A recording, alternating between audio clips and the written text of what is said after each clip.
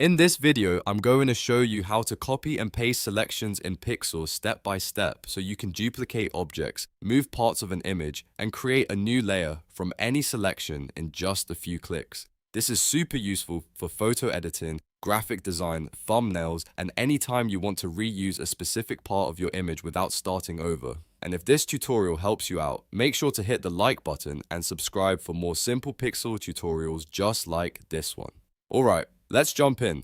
First, open your project in Pixlr and look at the Layers panel on the right-hand side. Before you make any selection, make sure you click on the specific layer that contains the object you want to copy. This is important because Pixlr will only work on the active layer, so choosing the right one saves you a lot of time and confusion later.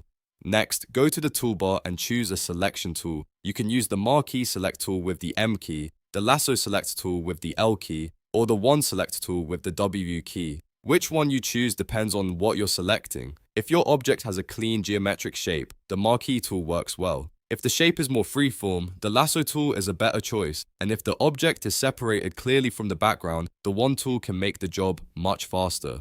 Now, outline the object you want to copy. Click and drag or trace around the subject carefully until you see the animated marching ants border around the area. That marching ants outline means Pixlr has detected your selection correctly. If the selection is not perfect, take a moment to adjust it before moving on, because a cleaner selection will give you a cleaner copy. If you want an even faster method, you can also use the Select menu and then choose Select Subject. This is a great option when Pixlr can automatically identify the main object in your image for you. It's especially useful for portraits, products, and other clearly defined subjects. Once the subject is selected, you can continue with the same copy and paste steps. Now that your selection is ready, press Ctrl+C on your keyboard to copy it. This saves the selected area to Pixlr's clipboard. After that, press Ctrl+V to paste it. As soon as you do that, Pixlr creates the selection as a completely new layer, which means you now have a separate editable copy of that object. This is where the real flexibility comes in. Since the pasted selection is now on its own layer, you can move it independently from the original image. To do that, press V on your keyboard to activate the Arrange tool. Then click and drag the new layer anywhere you want on the canvas. You can reposition it, align it, or use it as part of a new design.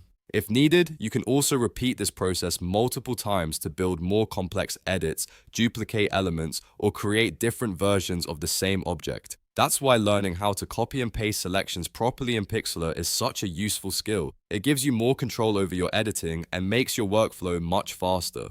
So let's quickly recap. First, select the correct layer. Then choose a selection tool like Marquee, Lasso, or Wand, or use Select Subject from the menu.